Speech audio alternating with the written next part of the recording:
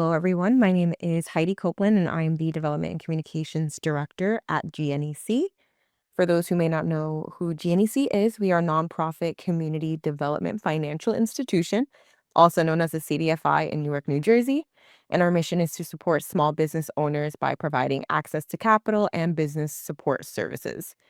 This year, GNEC is celebrating 20 years of serving entrepreneurs in our community, and our goal is always to support small business owners as a whole and make sure that they have the right tools and resources that they need to succeed.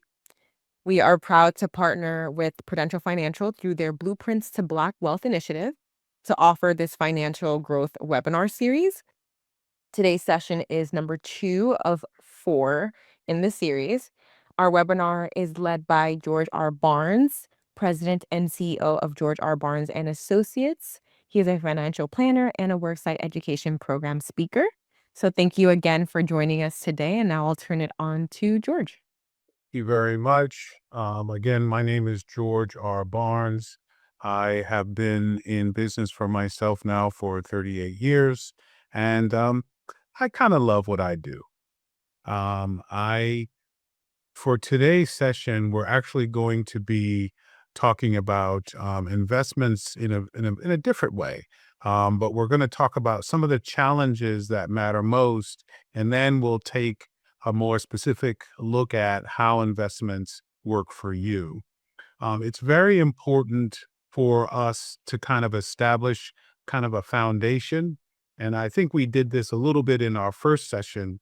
When you start to look at your finances, finances are very much it's about your specific needs, wants, desires, goals, and challenges. You should not get it mixed up with what you might see from TikTok or what you might see in a commercial or what you might see even on TV or listening to a podcast. Your financial journey is unique to you. And so, as we go through the next 45 minutes or so, I want you to look at it through the lens of how does this apply to me? Because that is what's going to make all the difference. It's not going to be you trying to catch up to someone or keep away from someone, but it's going to be about your ability to look at it from what's important to you and how do I do things differently that will help me be better when it comes to managing my money. One of the things that we would like for you to do as we conclude this today is that there's a survey. We definitely would like for you to respond to the survey. If there's questions or comments that you have, please fill in the survey. Let us know that. Also, during the course of the presentation, you have access to the chat. Heidi will manage that. And so if she starts to see that there's a queue of questions, then she's going to stop me and I'm going to try to answer those things dynamically. I'm also going to leave some time at the end so that I could address any questions that may have built up or that didn't get answered over the course of the time that I did the presentation. All right. So we're going to get started. So when you start to think about your finances and you start thinking about your money, I want to go back to what I said earlier. You really have to start where you are. And so millennials, Gen Xers, boomers, matures, I think that you have to identify where you are and what some of the concerns that you have, right? So I'm kind of in that boomer slash Gen Xer because I was born in 64. But my situation is a little different, right? So I'm divorced, but I'm also raising my grandson who's 10 years old. So there's a lot that I would share in my boomer category that I would also share with millennials. And so defining where you are is really, I give you that little bit about me because it really is about looking at your expenses where you are. When you look at those where you are, there are certain things that you need to focus on. Whether you are accumulating money, saving through retirement, saving through an IRA, protection, whether you're looking at life insurance or disability or health insurance, distribution. Hey, I'm at the age now where I need to start taking money from my investment to help supplement my income. Or you look at wealth transfer and what is it that I want to be able to leave to those that are left behind. So we all have these different titles, if you will. We all have these different needs. We just may be addressing them at different times. And so when we start to think about all of the challenges that we have, right? This one is growing a family. This one is at retirement. This one is saving for education. All of them have to impact the choices that we make in terms of where we working, what are we going to buy, and how much are we going to go into debt to meet these specific goals. So some of the more basic things about keeping your finances in order is knowing specifically how much money you make, how much money you spend, and how much money you save. Now, that may be relatively basic, but when we start talking about investments, we start talking about investing, you first have to have a foundation that says, hey, how much money am I bringing home? What is it going to cost me to maintain the current lifestyle that I have? After I've maintained that lifestyle, do I have the ability to save? That is what you're asking yourself in the fundamentals. And then you have to ask yourself, well, what am I going to do with that money that I do save? And this rule right here is one of the most important rules that I can emphasize to you when we talk about the fundamentals and basics of investing. All right. And so if you take a rate of return and you divide it by 72, it will yield you the answer that says it'll take you how long to double your money. So if you look at this example that is right here on the screen and you see that if I earn an 8% rate of return and I divide it by 72, it will take me 9 years to double my money. Now, I know that for the most part, people in general have a view about investing and they want to have a lot of return, a lot of interest, but they don't want to have any risk. If that were to exist on a consistent basis, it would be offered to people, but it doesn't. When you want your money to grow, you have to be able to put it at risk within your ability, within your knowledge. But if you think about this rule and you say, hey, I want my money to grow. So if I put my money in an investment that is not, that has no risk associated with it, it's not likely that it's going to double, right? So again, if you look at this example, remember the rule of 72. The other thing that is important when it comes to investing and just saving that money is that you have to make sure. I think that this is a phrase that people still use, that you should not put all your eggs in one basket. You should not put all your eggs in one basket. You should diversify.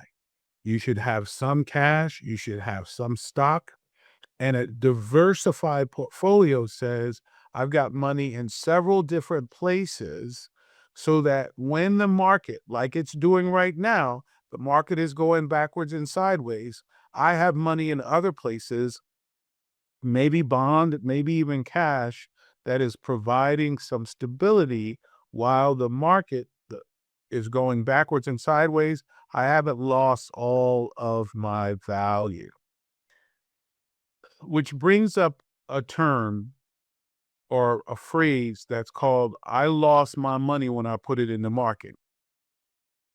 You only lose money in the market if you put money in the market, whether it's in your 401k or 403b or an IRA, and it's in the market, right? Let's just say the standard measure is called the S&P 500. You put money in the S&P 500 through your retirement plan. You get nervous, you get skittish, you get afraid, and you say, "Ah, the sky has fallen, the sky has fallen." And you go in and you say, "I'm taking this money out." So let's just say you have $1,000 in there. Now, again, we're talking about I lost my money. You got $1,000 in there and you get nervous, skittish, afraid, and you pull your money out. And not only do you pull it out, but you pull it out and you take it out and you put it in your pocket. When you do that, that is when you have lost value. When you have taken it not only out of the investment strategy, whether it's diversified or not, but when you take it out and then you put it in your pocket, you have now taken it, you've taken it out of that investment, put it in your pocket. It has lost the opportunity to come back, which the market does do. The market does two things really well. It goes up and it goes down. When you take the money out of the investment and you put it in your pocket, you have lost value and you've lost the opportunity to grow it back. You need to have a strategy that's diversified, that you're willing to have it ride the highs and the lows.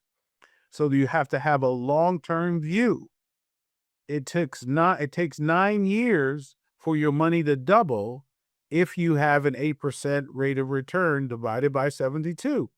So if it takes 9 years, if in year three you have a really well diversified plan, right? But then you decide that you want to take the money out because you're scared, you take that money out and you put it in your pocket, you have lost the opportunity for that money to grow because the market does come back.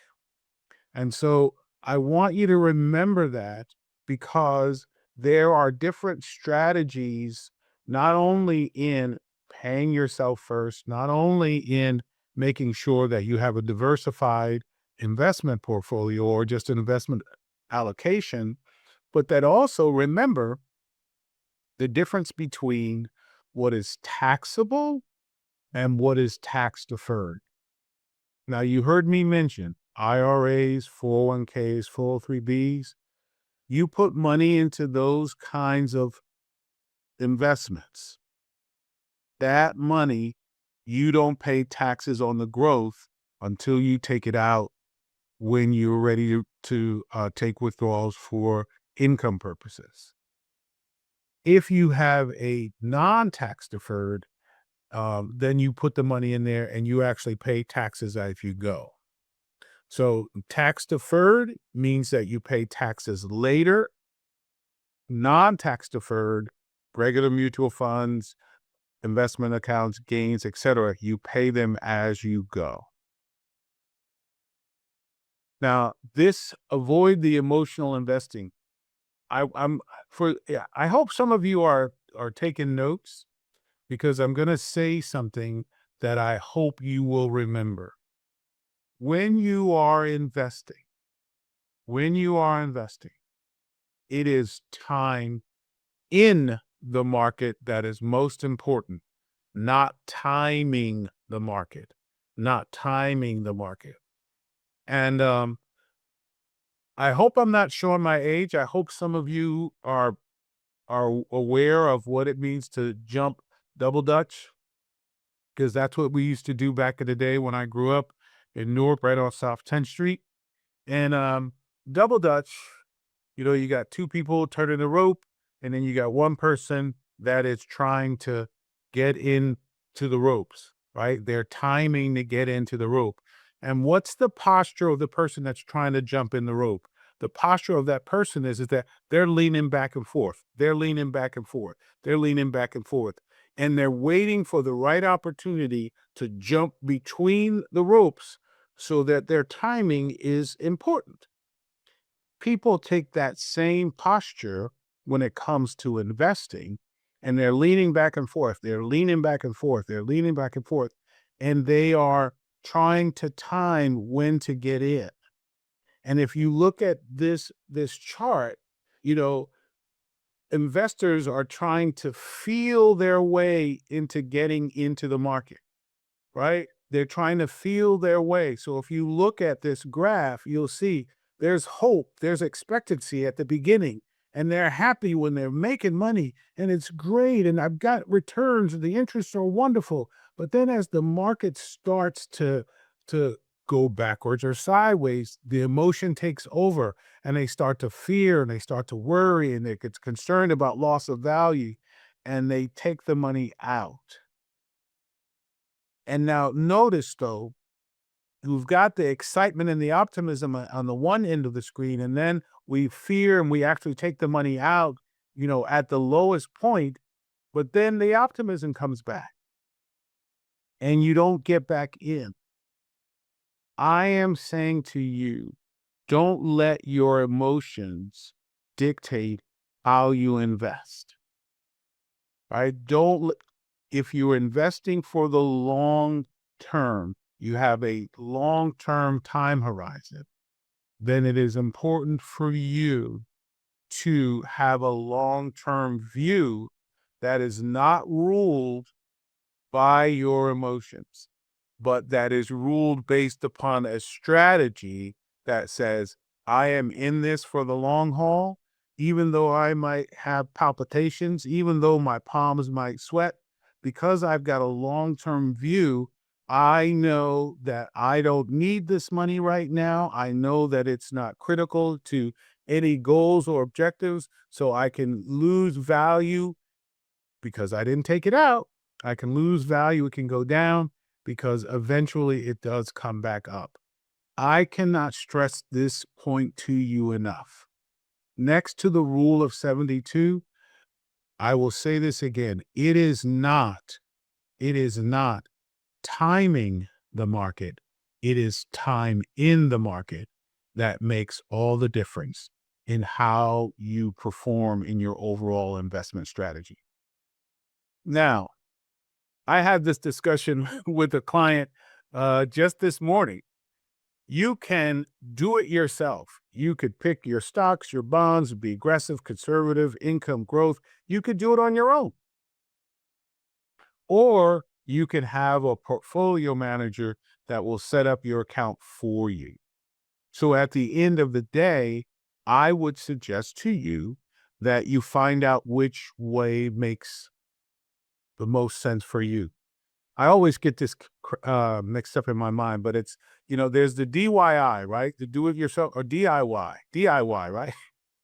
Is that you could do it yourself, right? You could figure it out. But if you're not the kind of person that can do it themselves, then find someone that can help you do that, that you're willing to pay a fee for their services so that you can build this and build it correctly.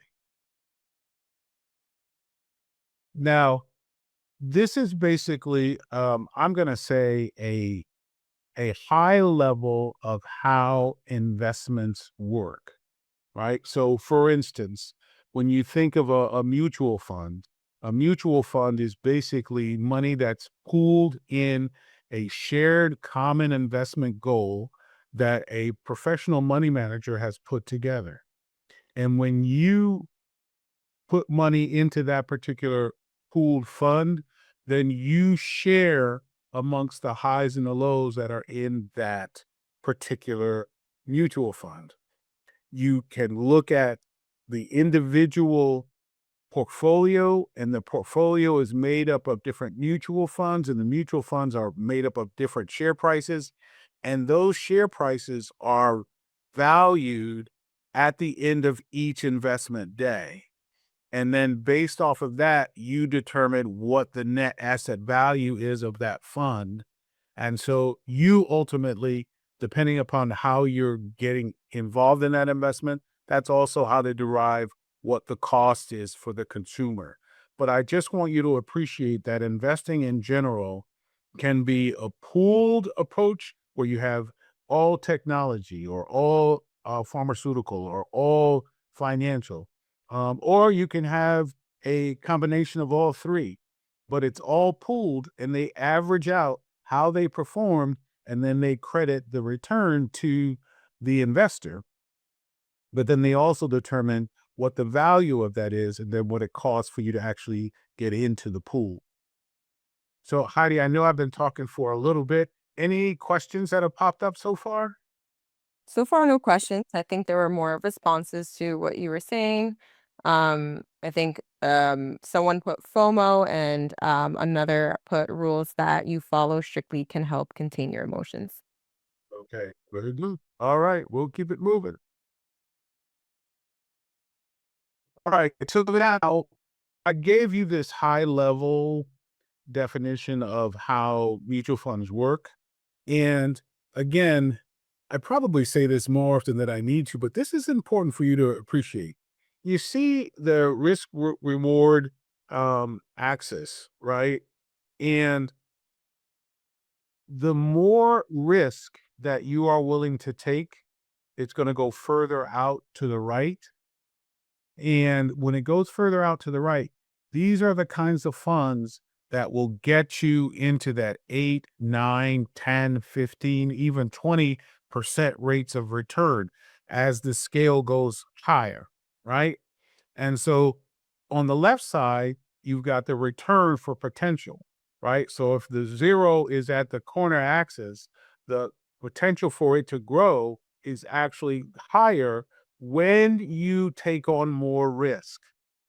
If you are unwilling to take on more risk, then you're going to stay in that balanced bond market, money market, even fixed space.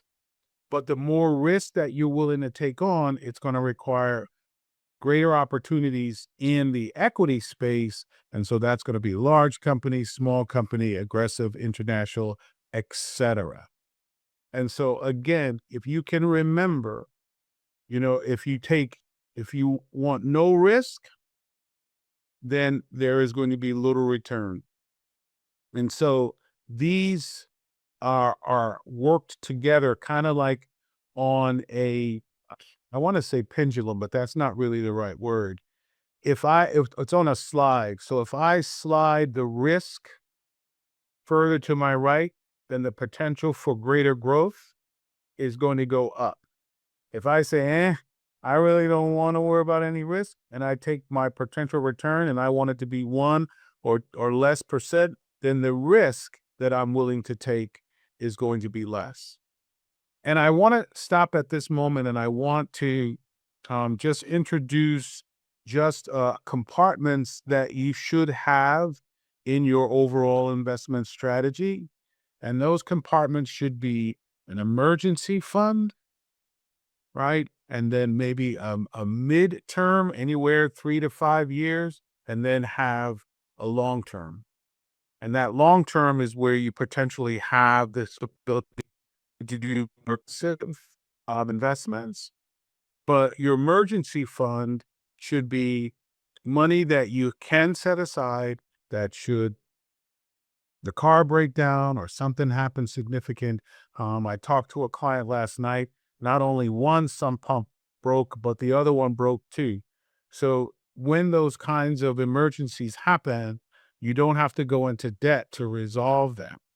And so having an emergency fund, having a 3 to 5 year, bucket is good. And then having, for longer term, that 8 or 9, 10 or and beyond, that those are the kinds of investment compartments that you should have. When you start to look at your investment strategies in terms of where's my income, what do I possess, and then what's my debt, you have to kind of look at how they all oversect, right? And so is oversect a word? Intersect. Ah, all right, oversect. That was wrong. Um, so how they intersect, your ability to grow and manage and protect what your income is and what your possessions are and how much debt you have. And if I could take this diagram and I could just, you know, instead of having grow, I would have income. Instead of having protect, I would have possessions. Instead of manage, I would have debt.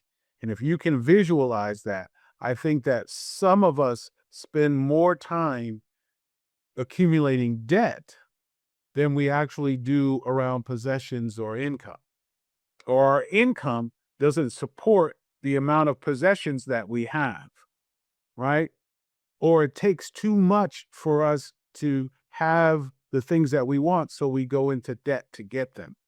And so I think we need to take a closer look and determine what our needs are versus what our wants are, so that when we do make choices around our possessions and particularly at the debt, that we're not putting ourselves in an adverse situation.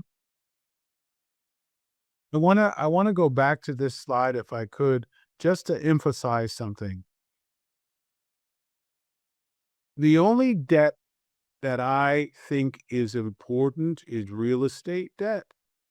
But most of you are business owners, so there's a level of debt that you have, and maybe your product and making you have supplies and overhead. And so that is understandable, especially if you are in your early years. But I just want us to be careful that whatever aspirations we have, whatever definitions that we have of success, is that making sure that we're not living a lifestyle that is not commensurate with how much income that we have. Keep it simple, right? Keep it simple. And I think that if you do that, that will lend itself to you having a better investment strategy, right? I really do think that there is a lot to be said for just defining what your wants are and what your needs are and sticking to that. So, what are different ways that you can invest? You can use mutual funds, you can use annuities. And right now, for the sake of this discussion, we're just going to focus on, because I've explained this to you, that annuities, that's pooled money, that's invested, and that it has an overall performance based upon how that individual stock does within that pooled category at the end of each day. And so you typically are investing in mutual funds. They do have other more cost-effective investment strategies. ETFs are definitely one of them, exchange traded funds. So low or no load funds. So I will sound self-serving here too, is that if you work with an advisor and they do offer you the mutual funds and he or she carries your conscience in terms of how they are investing or making that proposal to you, yes, you should be concerned about how that person is compensated, but they should be compensated if they're helping you with that investment strategy. Just like you in your business, you want people to come in and buy your product or buy your service. You don't want to be giving it away for free, nor do advisors. So just keep in mind there needs to be a full disclosure, but knowing what uh, that disclosure, then they should be compensated for the recommendations that they've made. So I will say this about annuities in general, because they're different animals, and that whereas in a mutual fund, you almost experience everything immediately. Um, but with annuities, it goes into this bucket.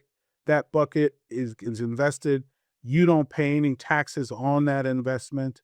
And so it has a tendency to build more. So if you look at this the example, you'll see that if I take the same $10,000 over 30 years with a 6% average, right? If I just keep it growing without and I take out the taxes along the way, I got 35,000. But if I take that same 10,000 and it grows in a tax deferred investment, right? It could grow up to 57,000. And so just because of the power of compounding. You are not taking money out.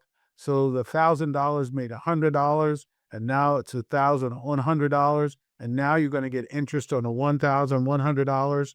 So that's compounding. And so that's a good thing, right? And that helps you manage your money. The other thing too is that was an example of fixed, and fixed is saying that it's going to grow at 6% and stay there. Variable says, hey, you put the money in, you have a fixed rate option, but guess what? You could also be in the market, just like we showed on that slide. And the more risk oriented you are, the better you have to do in the overall return. So there is a place for fixed annuities and there's a place for variable annuities. It just depends on where you are. Depending upon what work sector you're in, too, you can provide either mutual funds or annuities as investment vehicles for your employees, or you can just give them access to just helping them open up an IRA. And an IRA, I'll say this, an IRA is an individual retirement account. A 401k is a corporate retirement account. A 403b is a nonprofit retirement account.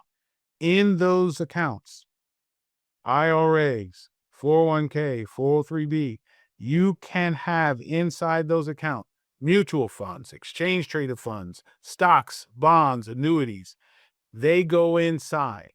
So if you will, the wrapper, the candy wrapper is the vehicle itself, right? It is the IRA. It is it just went out of my head, but it is the 401k. It is the 403b, right? You can have inside of those wrappers, you could have stocks, bonds, mutual funds, exchange traded funds.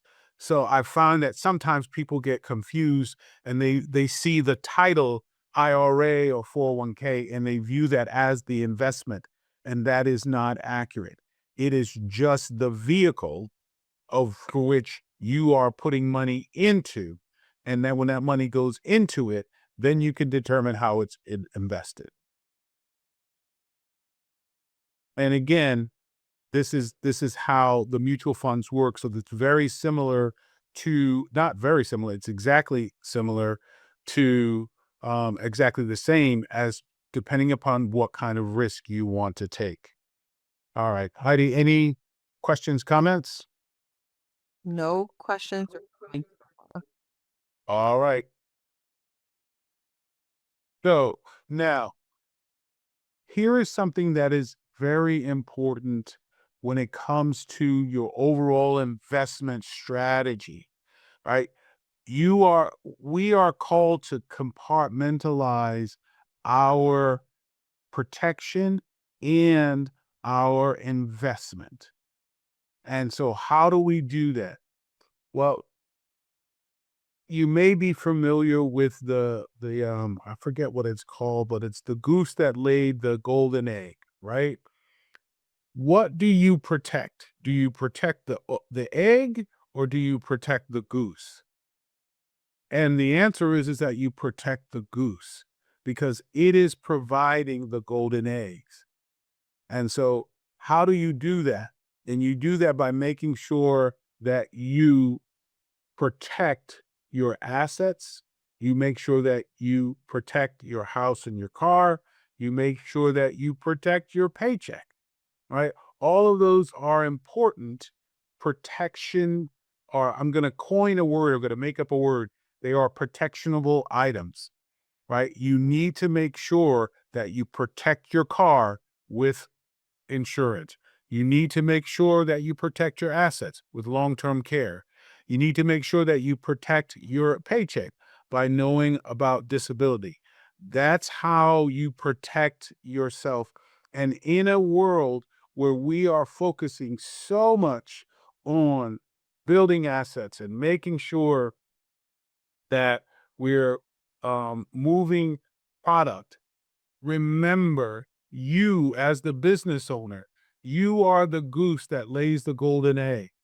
And so you need to make sure that you are protecting yourself as best you can.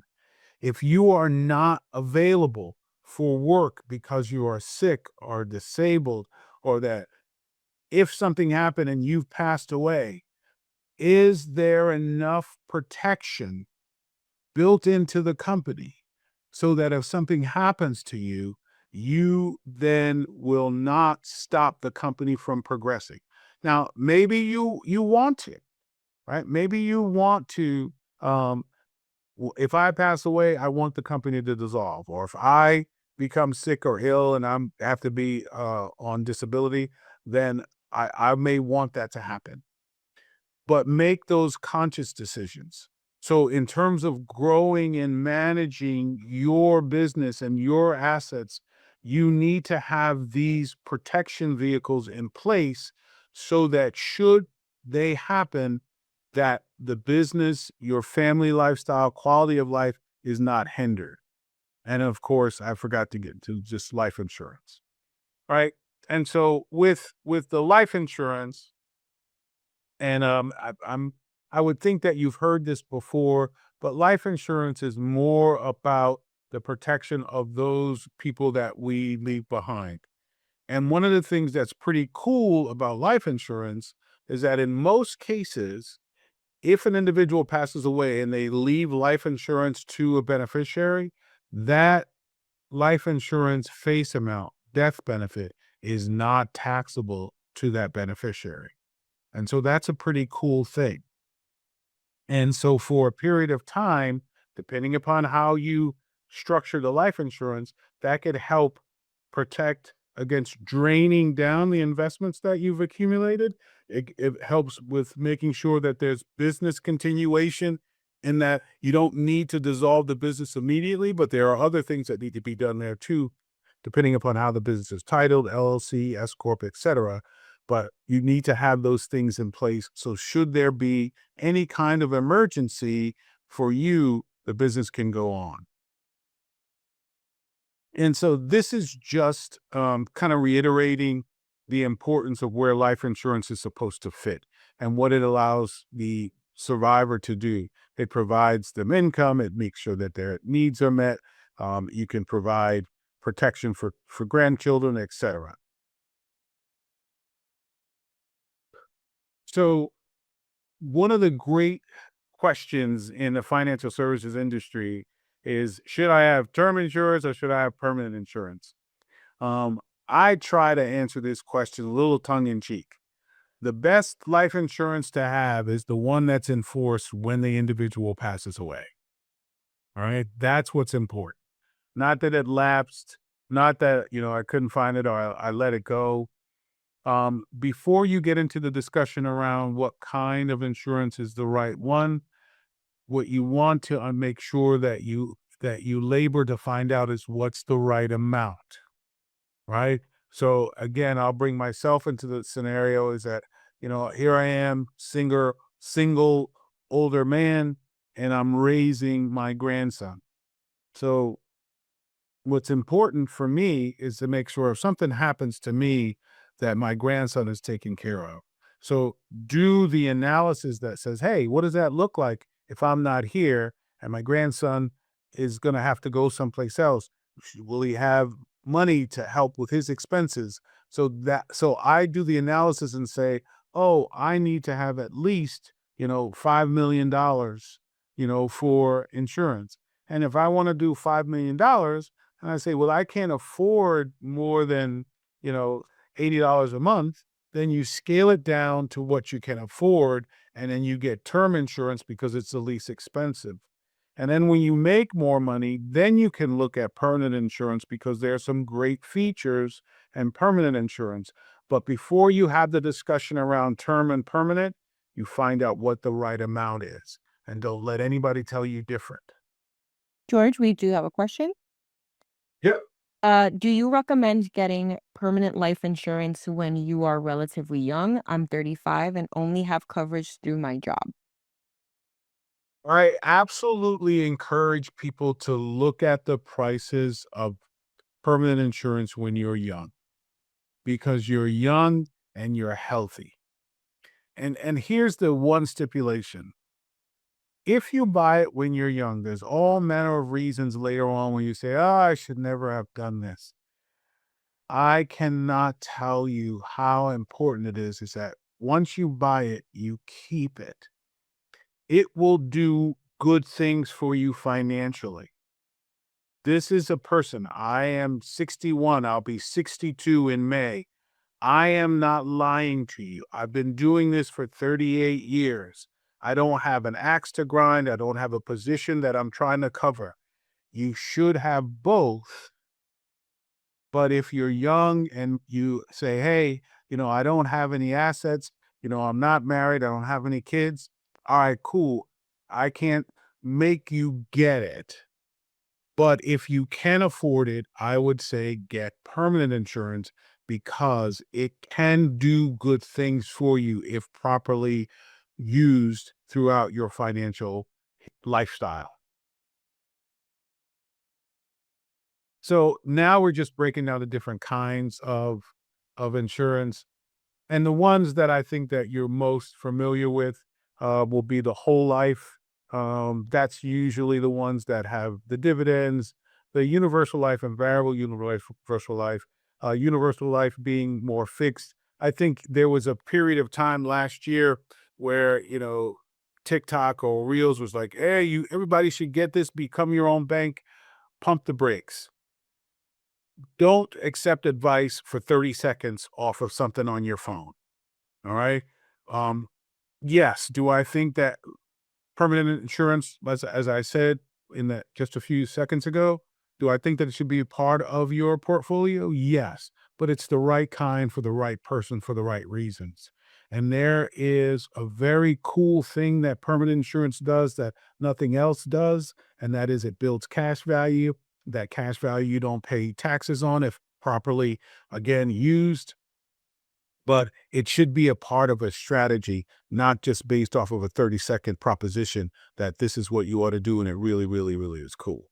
The last thing is the survivorship, which is used more when they do more technical life insurance planning for people that have like large estates, or if you have a special needs child and you want to make sure that they're taken care of, survivorship policies fall into that category.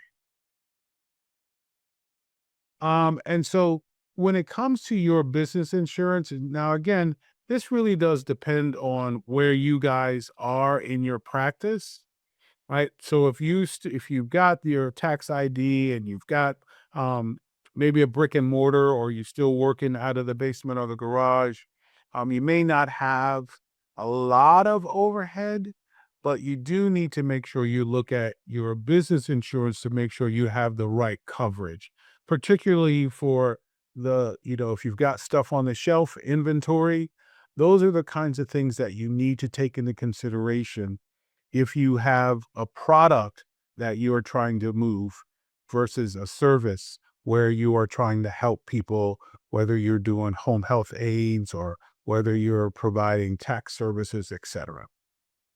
So ask yourself to make sure that you are protecting your assets, your home, your auto, the building itself, you're renting, all of that. Make sure that you have the right coverage. And I will go so far as to say this. I think that we kind of skimp on this because it's an expense, but please take time to at least educate yourself to make sure that you have the proper coverages on all of your assets. Now, with the long-term care, the only thing that I'll say about long-term care in the interest of time is that long-term care is about protecting yourself for service so that someone can come to your house or you can go to a nursing home. It is not inexpensive, so it's something that you need to take time to look at. Um, so the one of the other things that around protecting yourself is making sure you have disability. And so if you have a disability through your primary employer while you're working on your business, you should consider having disability because what long-term care does, it protects so that someone can come and take care of you. What disability does, it says it makes sure that there's a check that still comes in the mail.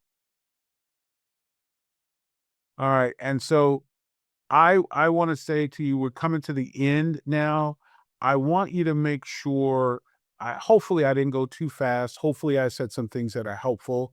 I would say pick one or two of the things that we've discussed today or that I presented today and see if you can act on them. If there are questions that come up, I think that there's an ability for you to circle them back through Heidi or some way through GNEC. Well, thank you again for joining us, and we will see you next time. Our next webinar will be May 6th. You guys will have email sent to you in regards to the topic. And yeah, we look forward to seeing you there. Have a everyone. Bye bye. Take care.